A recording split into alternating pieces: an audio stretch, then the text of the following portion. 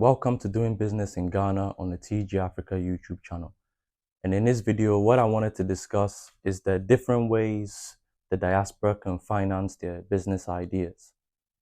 So I think it's really important we have a discussion about the different ways we can finance our business ideas because there are a lot of opportunities available to us here in Ghana.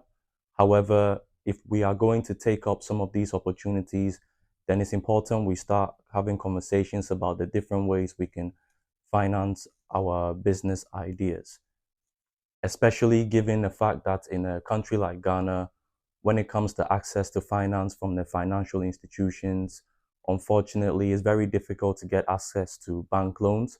Even if you're able to get bank loans, it usually comes with collateral attached, and the interest rates are also extremely high. So automatically, we can't really look at the banking system to help us finance our business ideas.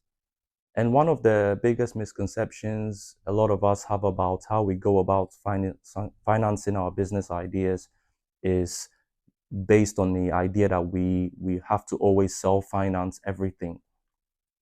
And that is why it's important in this video we can look beyond just self-financing and bootstrapping and see whether there are other alternative approaches we can adopt. But in terms of bootstrapping your business idea, there are definitely a lot of benefits that come with it. And essentially, when you're bootstrapping, what you're basically doing is using your own personal finance to invest in whatever business idea you have. And by doing that, you are maintaining full control of the business, which also means that you're able to reap the long-term returns from the profits generated without having to share it with any partners. And it also prevents you from getting yourself in debt and having to deal with the challenges when it comes to owing various organizations. However, there are quite a lot of limitations with bootstrapping.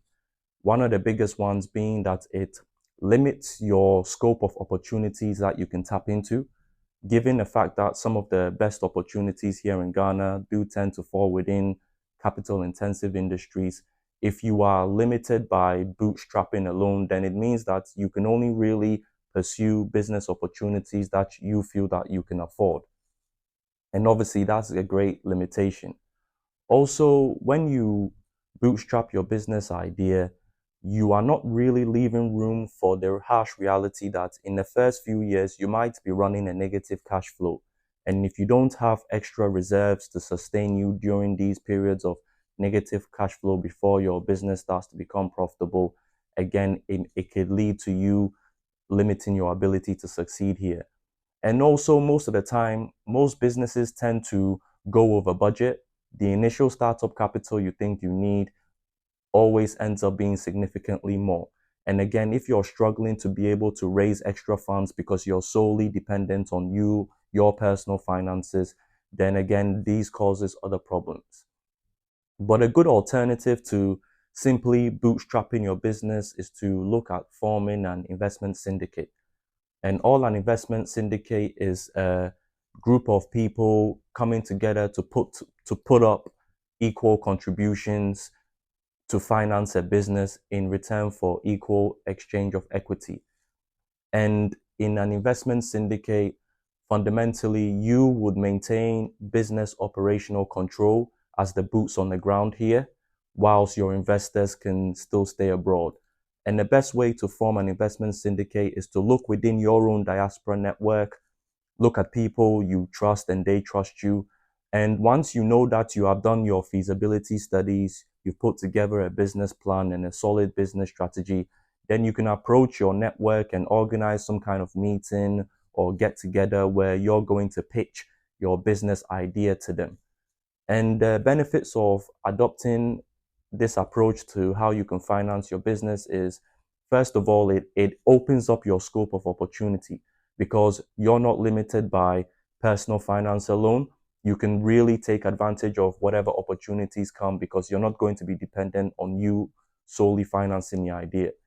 And it also allows you to only take on a small amount of risk because the total risk of the particular business venture will be evenly distributed amongst a group of people. And it also places your business in a position where you're able to tap into and easily source extra reserves to deal with that period of negative cash flow in the early days. And also, it also allows you to be in a better position to raise more capital if that is needed, especially if you're going over budget as compared to bootstrapping. Now, outside of going and using an investment syndicate, you can also look at finding angel investors. And what an angel investor is primarily a high net worth individual, most likely with an entrepreneurial background. And they would essentially finance your idea for you in exchange for some equity. And the benefits of doing this is that it obviously allows you to gain access to the capital you need to finance your business idea. And it also allows you to gain more mentorship and guidance from an individual who's also an experienced entrepreneur. But however, the downsides is that you will have to be prepared to give away equity, which means sharing future profits. It also means that you might lose elements of control. But in general, there has been a growing presence of angel investors across the African continent and here in Ghana. However, it's still highly competitive to get access to financing via angel investors.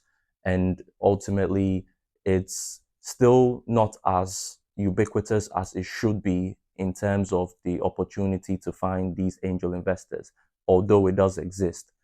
And beyond angel investors, you can also look at seeking money from venture capital funds.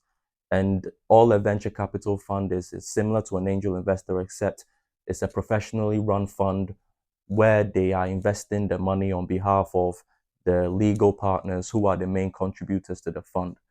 And it's like an angel investor, ultimately, you will be giving away equity in exchange for financing. And it also comes with some of the benefits and drawbacks, particularly given the fact that with venture capital, sometimes you may not necessarily fall within your investment guidelines, which makes it difficult. And also, a lot of the time with venture capital funds, you have to be able to show some form of exit strategy of how they'll make their return. So if your business idea does not have the capacity to IPO, or if there's no opportunity to sell your business to a strategic partner, then it will be difficult to get access to venture capital. And it's also extremely competitive and limited across the continent as a whole. However, like I said, you also have to consider the fact that with venture capital, you are going to have to give away control of how the business is actually running. And finally, you can also look at crowdfunding. And crowdfunding is particularly ideal for individuals who have a big social media presence and an active and engaged following, or if you know that you have access to a particular community of like-minded people.